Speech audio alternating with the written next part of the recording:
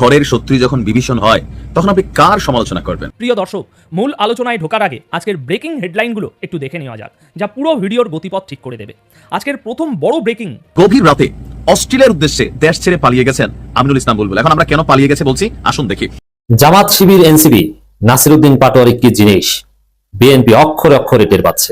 অবশেষে চরমনাইকে নিয়ে সেই জল্পনা কল্পনা সন্দেহ সংশয় সত্য হলো। চরমনাইয়ের রহস্য ফাঁস হচ্ছে। দলীয় বিপর্যয়ের জন্য নিজের দলকেই দায়ী করছেন কাদের। তার ভাষ্য, শেখ হাসিনার একক শক্তিতেই এতদিন আওয়ামী লীগ চলেছে, অন্য নেতারা দায়িত্বশীল ভূমিকা পালন করেননি, ফলে দল আজ এমন সংকটে পড়েছে। কাদেরের সাফ কথা, শেখ হাসিনার একক শক্তিতেই রথ চলত, আর বাকি নেতারা দায়িত্ব ভুলে আরামায়েশে মগ্ন ছিলেন বলেই আজ তাদের এই পরিণতি। 9 মাসের শিশু সন্তান ও স্ত্রীর জানাজায় অংশ নিতে পারেননি নিষিদ্ধ ঘোষিত সংগঠন ছাত্রলীগ নেতা জুয়েল হাসান সাদ্দাম।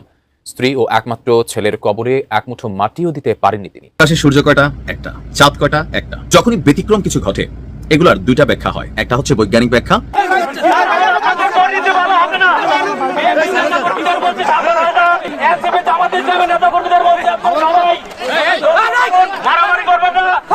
জামাত বিভিন্ন মহল থেকে গ্রিন সিগন্যাল পেয়ে গেছে। প্রিয় দর্শক, আওয়ামী লীগের সাধারণ সম্পাদক জনাব ওবায়দুল কাদের বেশ কিছুদিন ধরে ভারতের নিউ অ্যাপোলো হসপিটালে তিনি ভর্তি রয়েছেন। প্রিয় দর্শক, এখন বর্তমান সময়ে বা গতকালকে জনাব ওবায়দুল কাদের একটি বক্তব্য দিয়েছে। সেই বক্তব্যে উঠে এসেছে যে বাংলাদেশের সাবেক প্রধানমন্ত্রী শেখ হাসিনার কারণেই বাংলাদেশের আওয়ামী লীগ দলের পতন হয়েছে এবং এই আওয়ামী লীগ দলের মূল পতনের ব্যক্তিটি ছিল শেখ হাসিনা। প্রিয় দর্শক, ওবায়দুল কাদের এখন সকল দোষারোপ বা সকল দোষ সাবেক প্রধানমন্ত্রী শেখ হাসিনার উপর চাপিয়ে দিচ্ছে, এরকমটি কিন্তু জানিয়েছে আমার দেশ পত্রিকা। প্রিয় দর্শক, আপনি এই বিষয়টিকে কিভাবে নিচ্ছেন? আমার দেশ পত্রিকা কি এই জনাব ওবায়দুল কাদেরের এই কথাগুলো বা এই বক্তব্যগুলো সঠিক হিসাবে উপস্থাপন করেছে, নাকি জনাব ওবায়দুল কাদের এই কথাগুলো বলেনি? আমার দেশ পত্রিকা এমনি ভাবে এই কথাগুলো উপস্থাপন করেছে, তা আপনার মূল্যবান মতামতটি অবশ্যই কমেন্টে জানিয়ে যাবেন। প্রিয় দর্শক, এরই সাথে সাথে ঢাকা 18 আসনে জামাত এনসিপি বা বলা যায় যে দলদলীয় যে ঐক্যজোট রয়েছে, তাদের উপর কিন্তু বিএনপি অতর্কিতভাবে হামলা করেছে এবং সেখানে প্রায় 30 জন গুরুতর আহত হয়েছে এবং 3 জনের অবস্থা খুবই আশঙ্কাজনক। প্রিয় দর্শক, বিএনপি যদি নির্বাচনের আগে এরকম ভাবে মারামারি করে, তাহলে কি নির্বাচনের মাঠ তাদের কি ভালো হবে এবং তারা কি ক্ষমতায় যেতে পারবে? তা আপনার মূল্যবান মতামতটি অবশ্যই কমেন্টে জানিয়ে যাবেন। প্রিয় দর্শক, এরই সাথে সাথে ভিডিও শুরুতে যে আরো ভিডিওর বাকি অংশগুলো দেখিয়ে শুরু করেছিলাম, সেই ভিডিওর বিস্তারিত আলোচনা দেখে আসি। তবে তার আগে বলি, যারা এখন এই চ্যানেলটি সাবস্ক্রাইব করেননি তারা সাবস্ক্রাইব করে পাশে থাকা বেল আইকনটি বাজিয়ে দিবেন, আর যারা ইতিমধ্যে এই চ্যানেলটি সাবস্ক্রাইব করে রেখেছেন তাদেরকে অসংখ্য ধন্যবাদ। তো চলুন দর্শক, আমরা একটা লাইক দিয়ে ধারাবাহিকভাবে ভিডিও সকল বিস্তারিত আলোচনা দেখে আসি। জামাত শিবির এনসিপি নাসিরউদ্দিন পাটোয়ারি কি জিনিস বিএনপি অক্ষরে অক্ষরে টের পাচ্ছে। বিএনপি সুর নরম হয়ে এসেছে, বিএনপি পিছু হটতে বাধ্য হচ্ছে, বিএনপি ভয় থরথর করে কাঁপছে। জামাত শিবির কি পারে তারা দেখিয়ে দিচ্ছে। বিএনপি এখন তাদের ফ্যামিলি কার্ড লুকিয়ে রেখেছে, এখন আর ফ্যামিলি কার্ডের কথা তেমন বলে না, এখন আর পকেটে নিয়ে ঘুরে না, এখন ঘুরিয়ে বলে যে ফ্যামিলি কার্ড না টাকা পাবো কোথায়, অর্থনৈতিকভাবে আপনার ধরিয়ে দিয়েছে না, বিষয়টা এরকম না, এমনিতে অনেক সুযোগ সুবিধা দেওয়া হয়, এগুলো আমরা একত্র করবো, একটু বাড়িয়ে দিব। আগে যেরকম চাপা মারতো এখন আর মারে না। দর্শক, সন্ত্রাসী হুমকি টমকি যা দিত ওটাও ঠান্ডা হয়ে গিয়েছে। জামাত শিবির এনসিপি নাসিরউদ্দিন পাটোয়ারি হাসনাত আব্দুল্লাহরা অফেন্সিভ খেলেছে, ইয়কার মেরে বিএনপিকে ডিফেন্সিভ বানিয়ে দিয়েছে, যারা এখন সুর নরম করেছে, পিছু হটার আলামত। এখন বলছে যে আমরা পাতানো নির্বাচনের সংখ্যা দেখছি, কারচুপি হতে পারে, ইলেকশন ইঞ্জিনিয়ারিং হতে পারে, এটা স্থায়ী কমিটি বলছে। এর মানে পরাজয় স্পষ্ট বুঝে গেছে তারা। তো দর্শক, না আপনারা ভালো সংখ্যক সিট পাবেন, ফার্স্ট হতে পারবেন না, কিন্তু সিট পাবেন, আপনারা সেকেন্ড হবেন, এত টেনশনের কিছু নেই। তবে ওই যে বৃদ্ধ যারা, এদের রাজনীতি শেষ। মির্জা ফখরুল, মির্জা আব্বাস, আপনাদের জমানা শেষ। ইশরাক, শহীদুদ্দিন চৌধুরী, ওই জমানা রাজনীতি করবে, আপনারা শেষ। তো দর্শক, এই জায়গায় দেখেন, আমি নাসিরউদ্দিন পাটোয়ারি একটা বক্তব্য বিশ্লেষণ করবো। খেয়াল আপনার হাফ প্যান্ট খুলে যাবে, আঙ্কি বাঙ্কি করবেন না। মির্জা আব্বাসকে নাসিরউদ্দিন পাটোয়ারি বলছেন 2 দিন পর তো গুলিস্তানের মোড়ে বসে থাকবেন, তারপরে বলবেন যে আমার আমসালা সব গেল। নাসিরউদ্দিন পাটোয়ারিকে খেপাবেন না, হাফ প্যান্ট খুলে যাবে। এই কথাটার ওয়েট বুঝেন? এই কথাটা অত্যন্ত ভারী কথা। এই কথার তাৎপর্য বাংলাদেশের রাজনীতিতে গভীর। আর এই তরুণদের খেপালে, নাসিরুদ্দিন পাটোয়ারিদের খেপালে কি হয় এটা তো আমরা দেখেছি। হাসিনা কি করেছে, বিএনপি কি প্রত্যাশা করেছিল একটু চিন্তা করেন। বিএনপি তারা ক্ষমতা আসতে চেয়েছে, তারা আওয়ামী লীগের পতন চেয়েছে, কিন্তু পতন চায়নি, আওয়ামী লীগের ক্ষমতার পরিবর্তন চেয়েছে। বিএনপির কোনো দিন, আমি দায়িত্ব নিয়ে বলছি এবং এর প্রমাণ দিতে পারবো, নির্বাচনের মাধ্যমে ক্ষমতার পরিবর্তন ছাড়া অন্য কোনো উপায়ে হাসিনার পতন হোক এটা বিএনপি কোনোদিন 1 সেকেন্ডের জন্য চায়নি। চেয়েছে 3 আগস্টের পর। তার আগে বিএনপির সমস্ত রাজনৈতিক কেন্দ্রবিন্দু ছিল একটা সুষ্ঠু নির্বাচন হোক, সুষ্ঠু নির্বাচনের মাধ্যমে আওয়ামী লীগ সেকেন্ড হোক, বিএনপি জামাত ফার্স্ট হোক। এর বাইরে বিএনপির কোনো রাজনীতি ছিল না। আওয়ামী লীগ এভাবে পালিয়ে যাক, গণভবন দখল করি, হাসিনা বা পুরো আওয়ামী লীগ পালাক, এটা কখনো বিএনপি চায়নি। কিন্তু এটা কি আমরা কল্পনা করেছি? না, করিনি।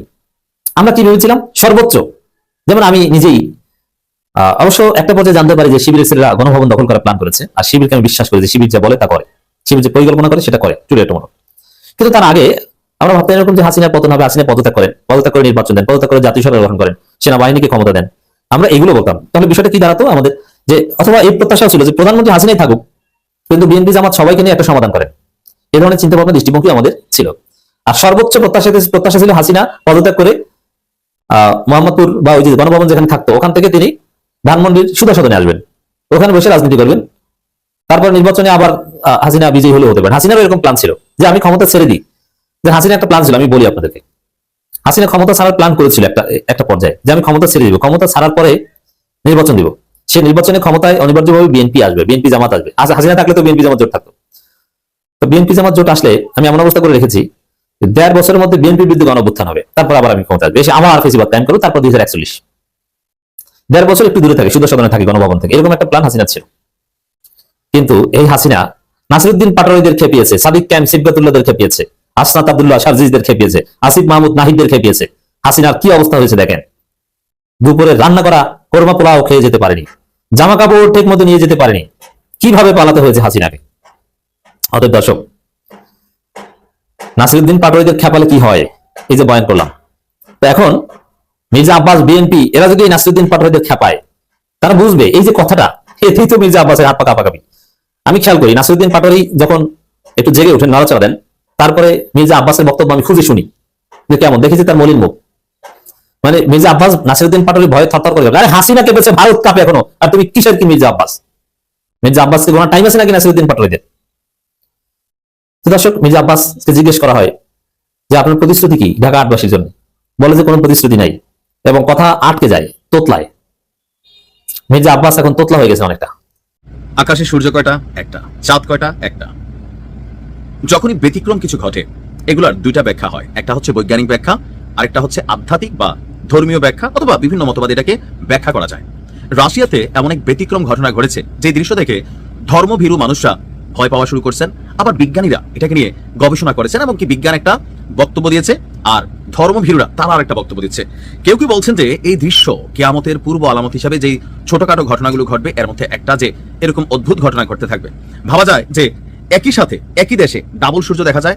আমি কিন্তু স্ক্রিনের এক কর্নারে একটা ছবি দিয়ে রাখছি, আপনারা দেখছেনও। রাশিয়ার শাখালিন দ্বীপে এই অদ্ভুত ঘটনাটি ঘটেছে যে একই সময়ে আকাশে দেখা যাচ্ছিল 2টি সূর্য। না, চোখ কষলে টসলে আপনি এরকম দেখতে পারেন, কিন্তু সূর্য 2টাই ছিল। এটা এডিটেবল না। দ্বীপটির মানুষ এমন দৃশ্য দেখে অবাক হয়ে গেছেন, আর এই দৃশ্যকে ক্যামেরা বন্দীও করেছেন অনেকে। আন্তর্জাতিক গণমাধ্যমগুলো বলছে এটা একটা অতি প্রাকৃতিক ঘটনা। বিজ্ঞানীরা গবেষণার পর বলছেন এটাকে সানডগ নামে আপনার নাকি আখ্যায়িত করেছেন। এটি সানডগ। এখন সানডগটা কি? বায়ুমণ্ডলীয় অপটিক্যাল ইফেক্ট, মানে প্রতিবিম্ব টাইপের একটা ইফেক্ট, অপটিক্যাল। সানডগকে কখনো কখনো মকসান বা পারহেলিয়াও বলা হয়। এটিকে সূর্যের পাশে উজ্জ্বল আলোর ছায়া বা দাগের মতো দেখা যায়। তার মানে বিজ্ঞানীরা ব্যাখ্যা করছে কি, আপনি যেটা সূর্য দেখতেছেন এটা সূর্য না। লাইক আয়নাতে ধরেন আমরা এখন আমার চেহারাটা আমি 2টা আয়নায় দেখতে ডাবল দেখা যাচ্ছে না, এক জায়গায় দাঁড়াইছি, এক জায়গায় হয়তো গালের এই সাইড, আরেক দিকে গালের ওই সাইড।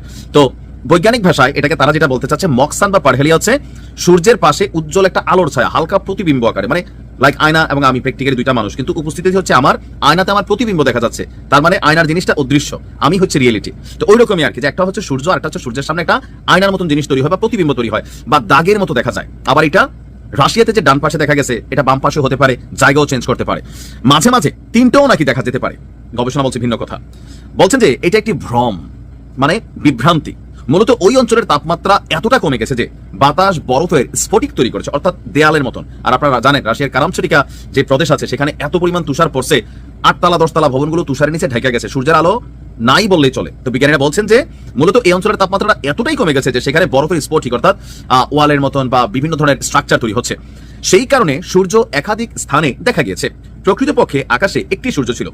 দেশটির জাতীয় আবহাওয়া পরিষেবা অনুযায়ী সাখালিন দ্বীপে সর্বনিম্ন তাপমাত্রা ছিল -14, আর এটি আরো কমে গিয়ে -23 ডিগ্রিতে নামার সম্ভাবনা রয়েছে। এখন বিজ্ঞানের দৃষ্টিতে আমরা যদি কথা বলি তাহলে সূর্য একটাই ছিল, যেটা আমরা দেখছি না বিভ্রম। কিন্তু ধর্মের দৃষ্টিতে কেউ কেউ এটা নিয়ে বিভিন্ন রকমের হুজুররা বিভিন্ন বয়ান দিয়েছেন, বিভিন্ন ধর্মের মানুষ বিভিন্নভাবে ব্যাখ্যা দিয়েছেন। কেউ কেউ এটাকে বলছেন যে কিয়ামতের আলামত, কেউ কেউ বলছেন যে মানব জাতির জন্য সতর্কতামূলক বার্তা আল্লাহ যুগে যুগে প্রেরণ করছেন নবী রাসূলের মাধ্যমে। যখন নবী রাসূল নাই তখন প্রকৃতিতে অদ্ভুত অদ্ভুত ঘটনা ঘটে, ভূমিকম্প হয়, ঝড় হয়, জলোচ্ছ্বাস হয়, তুষার ঝড় হয়, যেন মানুষ সাবধান হয়। তো 2026-এ পৃথিবী অশান্ত, আল্লাহ যেন পৃথিবীর শান্ত করে।